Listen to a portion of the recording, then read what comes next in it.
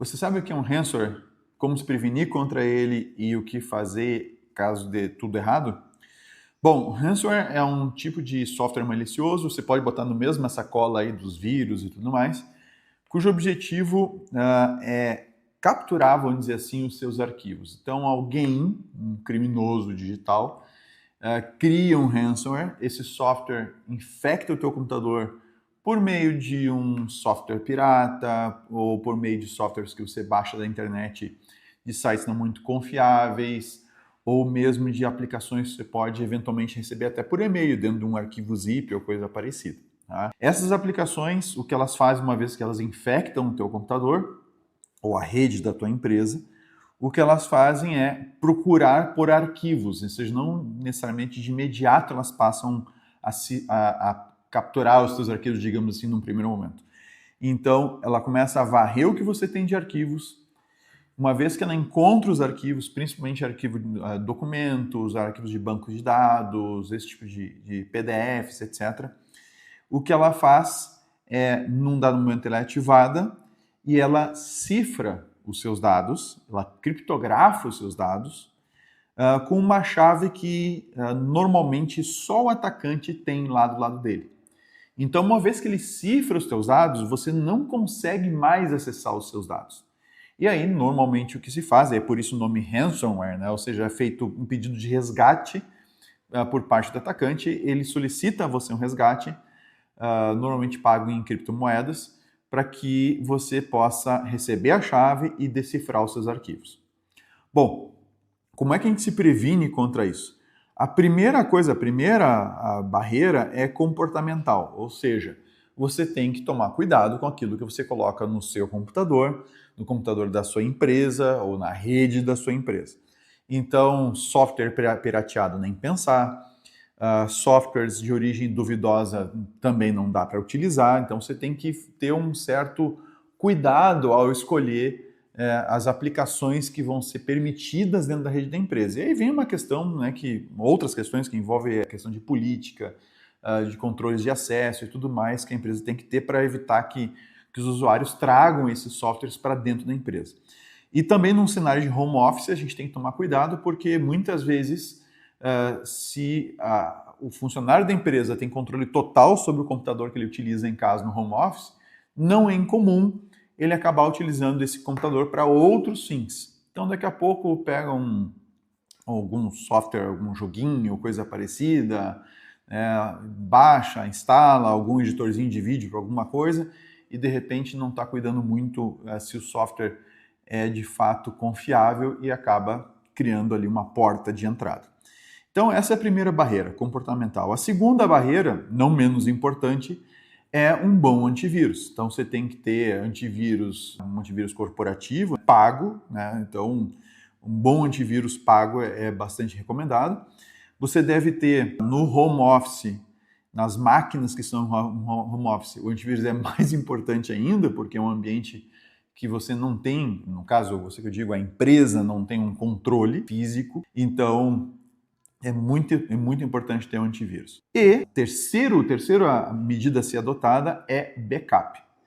E aí o backup tem que ter um cuidado especial, tá? Porque eu já chegaram para mim algumas situações, o pessoal pedindo ajuda e tal, querendo saber o que fazer, e a gente pergunta assim, tem backup? Porque a forma mais eficiente de, assim, depois que acontece o incidente, então a barreira comportamental foi ultrapassada por causa de um phishing ou coisa parecida, o antivírus não detectou o ransomware, e pode acontecer, tá? Porque o antivírus detecta aquilo que já é conhecido ou que se comporta de maneira já conhecida.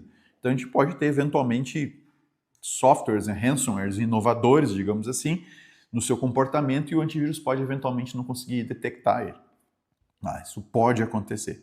Então, o backup é a tábua de salvação. Então, se acontecer um incidente, você tem que ter um backup. E o que já aconteceu, o que já chegou para mim em algumas situações o pessoal sofreu um ataque de ransomware, a gente pergunta, tem backup? E voltamente ouve, a gente tinha backup, só que o backup ficava num outro computador, que também estava na rede, e o ransomware criptografou também o backup. Tá? Então, um backup mesmo a valer, a gente tem que ter ele, o ideal é que ele não seja online no sentido que não é que você não possa ter um backup que é mantido num servidor na internet, não é isso. É que, idealmente, você tem que ter versionamento, ou seja, eu não posso simplesmente manter uma cópia sincronizada dos arquivos do meu computador, da minha rede, na nuvem, e contar que isso é um backup. Isso não é um backup, porque à medida que eu mexo nos arquivos no computador local, esses arquivos eles vão ser sincronizados para a nuvem e vão acabar destruindo os arquivos na nuvem. Então, na nuvem, eu tenho que ter algum tipo de versionamento dos arquivos que me permita voltar para versões anteriores, ou backup mesmo, propriamente dito. Eu tenho que ter conjuntos mantidas uma vez por semana, uma por mês, aí conforme a política, se for no caso uma empresa, conforme a política a empresa definir. E para apagar esses backups não pode ser uma simples operação de acessar algum tipo de pasta compartilhada ou coisa parecida e aparece lá o arquivo. Você tem que ter algum mecanismo que exija autenticação, de preferência um segundo fator de autenticação, para poder acessar esses backups, para evitar justamente que esses softwares, que esses ransomwares, consigam de uma forma automatizada atingir também os teus backups online. Se tudo isso falhar, ou seja, falhou a barreira comportamental, falhou o antivírus e falhou o teu backup, a tua última tábua de salvação, as tuas duas últimas tábuas de salvação, mas são bem delicadas, as duas são bem delicadas, e são as seguintes. A primeira delas é que às vezes existem algumas falhas nesses ransomwares, algumas vezes a chave de cifragem é a mesma para todo mundo, ou ela é derivada de um jeito meio óbvio, e aí são criados alguns decifradores que estão disponíveis. Então, onde é que você encontra, se você sofreu um incidente com ransomware, onde é que você encontra esses decifradores? Você tem um site chamado No More Ransom, e esse No More Ransom, você entra lá, ele te ajuda a identificar, o site está em inglês, mas ele tem tradução para tudo que é língua, inclusive para português, e nele você consegue mandar uma amostra do arquivo cifrado, ele consegue te dizer qual foi o ransomware que te atingiu e se existe um decifrador disponível para ele. Se existir, você está com sorte, não existe para todos. Você deu sorte, você vai conseguir reverter a cifragem sem ter que pagar nada para o criminoso digital. Agora, se não tiver um decifrador, a última saída ainda é você tentar, quando o ransomware cifra os arquivos no seu disco, é comum que ele vá lendo o arquivo original e vá gerando uma versão cifrada e vai guardando essa versão cifrada em outro arquivo. Quando ele termina, ele apaga o teu arquivo original. Se a área do disco onde estava o teu arquivo não foi escrita outra coisa naquela área onde estava o arquivo, há uma chance de você poder levar esse disco para alguém, esse HD ou SSD, etc., levar para alguém que, com alguns softwares específicos, pode tentar a recuperação desses arquivos. Existem, inclusive, empresas dedicadas a fazer especificamente esse serviço. Mas já vou te avisando, isso não costuma ser barato. Então, assim, é muito mais barato ter um backup bem feito do que depois tentar recuperar alguma coisa. Você nem tem garantia que vai conseguir recuperar todos os arquivos, dificilmente recupera tudo, e mesmo assim aquilo que você recuperar talvez esteja corrompido, faltando pedaço, etc. Ou seja, é bem comum acontecer isso. Então, é a última saída, assim, é só se realmente não tem mais o que fazer e você realmente precisa daquilo que estava naquele disco. A última alternativa, a última mesmo, e que nem é recomendada, porque você justamente vai estar incentivando esse tipo de ação criminosa, é você pagar o resgate. A gente sabe de situações em que algumas empresas optaram por pagar o resgate porque não tinham backup, não tinham de onde tirar os arquivos e se viram forçados a comprar criptomoeda e fazer uma transferência de alguns milhares de dólares. Teve situações que são centenas de milhares de dólares para os criminosos, para que eles então liberem a chave para fazer a decifragem dos arquivos. Sem contar que muitas vezes o ransomware está associado à extração de dados. Então, uma coisa é o ataque puro de ransomware, em que o software de alguma maneira, assume o controle do teu computador, ou dos teus computadores, da tua infra, e cifra os teus arquivos em loco, ou seja, cifra os teus arquivos ali nos teus computadores. E o atacante só fica com a chave lá e o que ele cobra o resgate é pela chave. Os arquivos estão na tua máquina. Então, uma vez que ele entrega a chave, você decifra esses arquivos.